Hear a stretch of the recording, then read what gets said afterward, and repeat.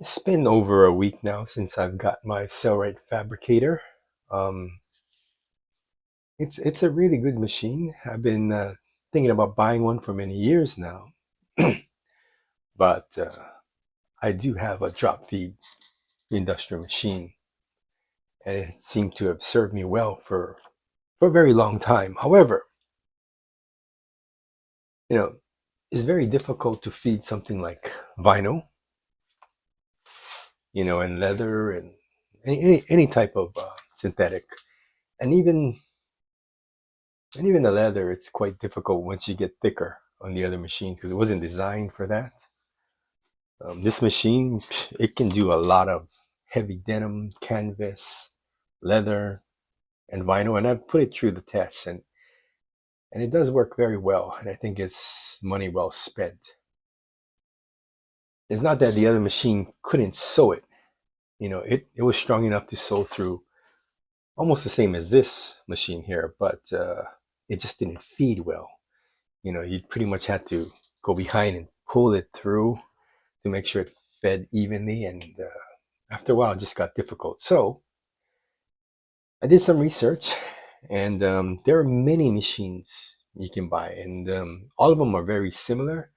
Maybe a lot of them are made in the same company or manufacturer in China and whatnot. And I don't know where this one's made in. I don't know for sure. Um, However, it's very similar to all the others, that are copies, or I don't know which one's original and which ones are copies, or if any of them are even copies. I'm not even sure. Anyway, over my research, I found out that currently this one's at $2,000 if you want to buy a setup. And they haven't raised their prices yet. And just recently, the other companies have raised their prices. So I'm assuming this year, when it's changes to 2026, prices will change because I've seen the other machines go up $200 to $300 more from just like a month ago or so. Anyway, this is about $2,000 and shipping was about 500. So, a little over 500. I think it was 520. So this machine landed is 2,500.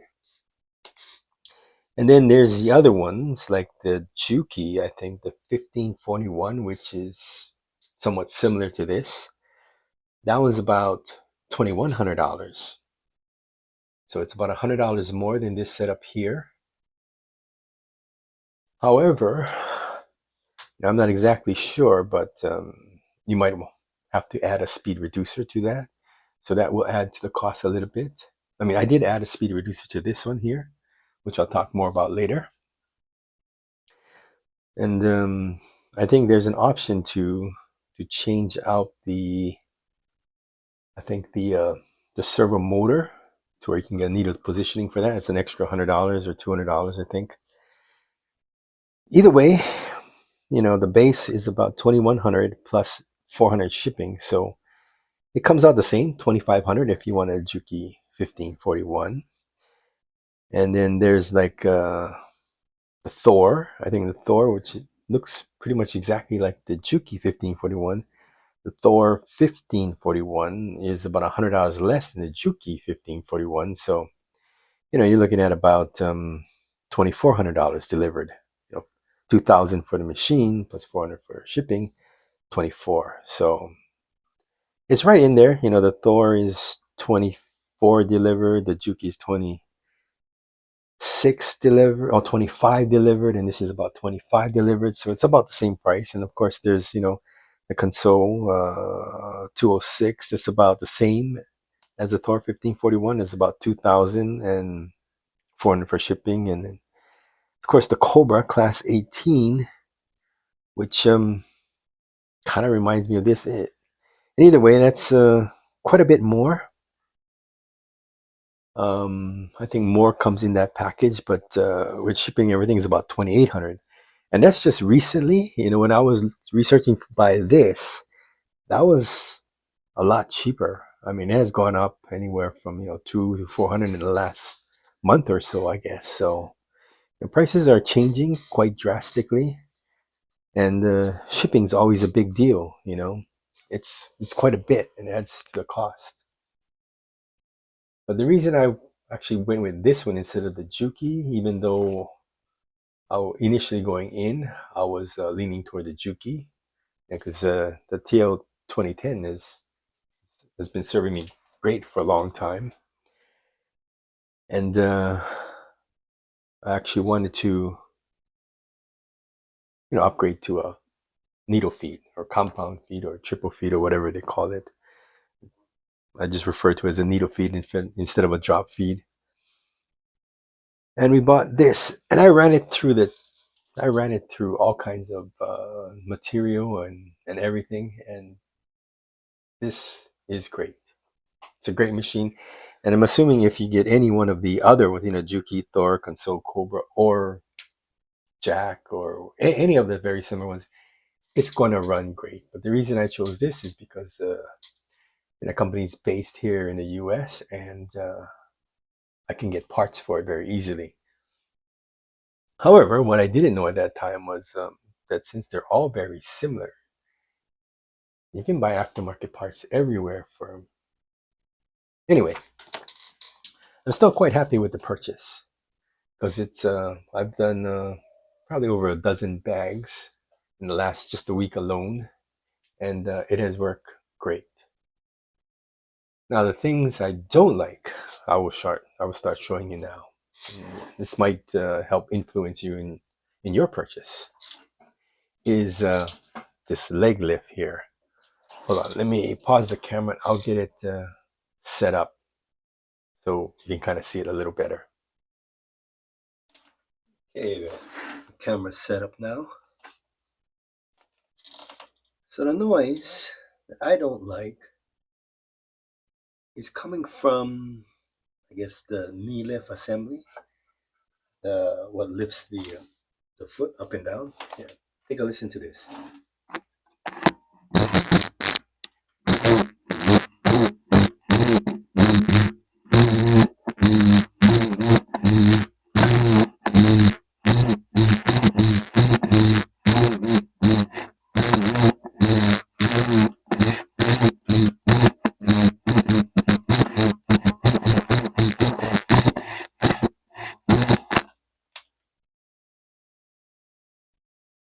That noise is a lot better now.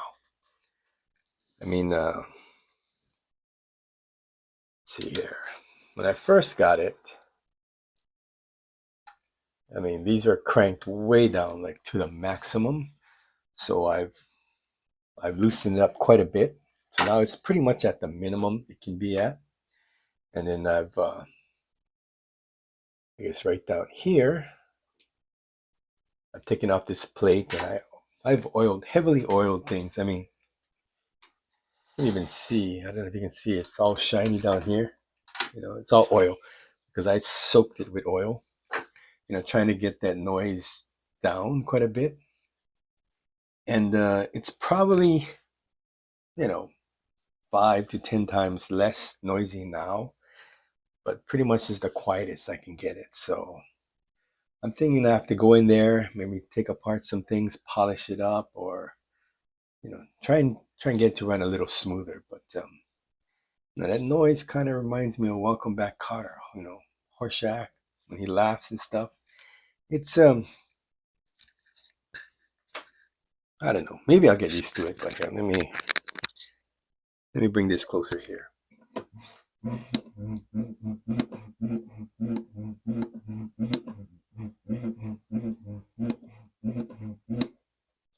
Yeah, so I'm not exactly sure what that is, but hopefully I can get around to figuring it out and getting that solved. But as is, it is way quieter than when I first got it. So it's usable. I guess it's usable. I guess the next thing though that follows with this knee lift. Let me just bring this down here. See this knee lift here? It activates by pushing it that way.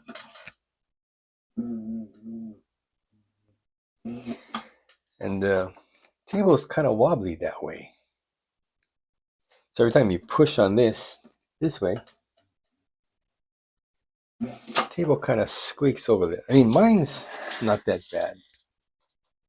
You can kind of see if I shake it, it's not that bad because I torqued down these, quite a bit.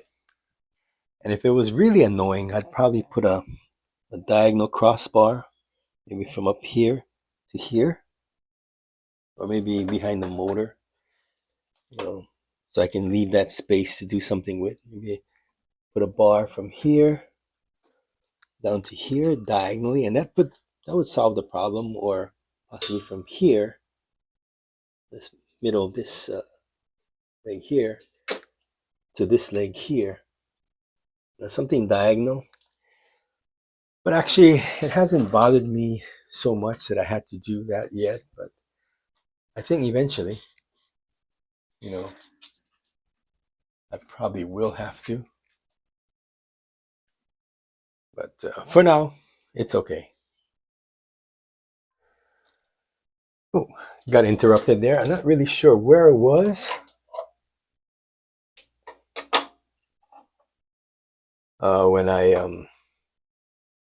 When I stopped last, but I think what I was gonna show next was the motor. There it is. And what I found was that up until speed 20, no problems with the motor. And let me pull this out here, and I can show you. Now, for the first how many days, I don't know. I had it maxed at speed 20, and I have the speed reducer under there. That little 12-tooth cog. You change out the pulley, and it slows it down quite a bit. So here we go. Up to 20, we're good. We go at 25 now. I don't know if you can hear that. Let me get you closer there. But it starts vibrating. Now if I drop it back down like here, no problems whatsoever. Pick it up here. So I've maxed it out at about 25, but 30 would be better. I think 30 is a really good speed for the motor to be on. However, the whole machine vibrates. It's like everything vibrates. Like when you're driving and you run over those rumble strips, it just really vibes. So I think it's the teeth on the belt, maybe not matching up perfectly with that 12, the 12-tooth cog. So I may have to eventually switch it back to the original one it came with. That's one of the problems. If that vibration doesn't bother you, then I think you'll be fine. But let me set up the camera for the next part now.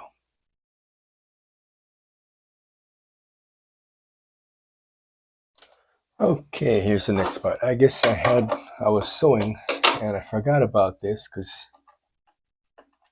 it's not exactly adjusted yet.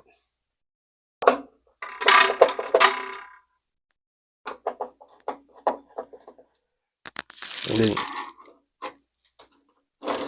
okay, here we go. So let me pull this off for now. This one's sort of my fault. I forgot about it.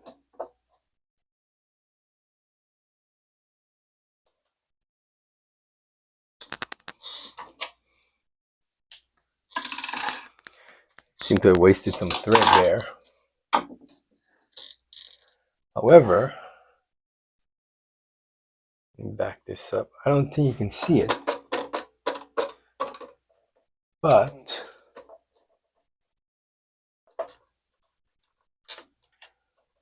yeah. Let's see. This seems to be bent here. It looks like this was flat and something fell on here or here and bent this side here. This leg is much shorter than this leg now, and it's tilting over. So actually, if you put this in here, let me go ahead and put it back. Now this is obviously a manufacturer, kind of defect that somehow got through quality control. I'm not sure how, since these machines are, tested out before they sent it out, but somehow this one got through. Let's adjust this about right there.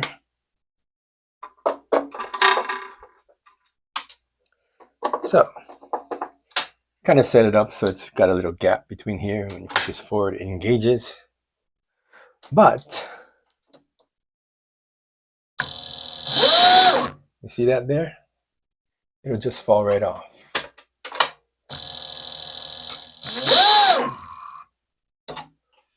It's because it's leaning over and, well, it's just bent. Something like this, you can probably buy a replacement on eBay or Amazon. It's pretty standard. Anywhere between $10 and $20, you can find another one. I'm probably going to purchase one later, but for now, all I did was, these plastic shims. I just cut a piece off, put it under this end just to level it.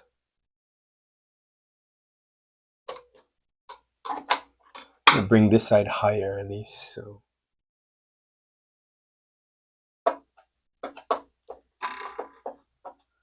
It seems to work.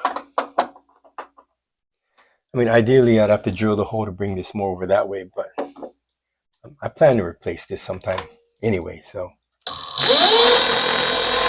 It does work. Just that it's only riding on this part of the belt here. This, 3/4 of it on this end, and none on this side, so.